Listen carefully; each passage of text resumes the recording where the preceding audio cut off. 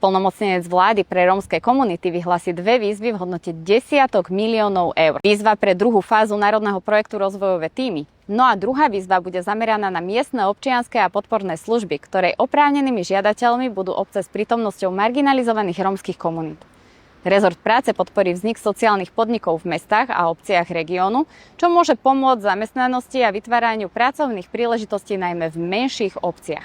Rezort vnútra zabezpečí vypracovanie analýzy bezpečnostných potrieb policajného zboru, a to v územnom obvode okresu Košice okolie.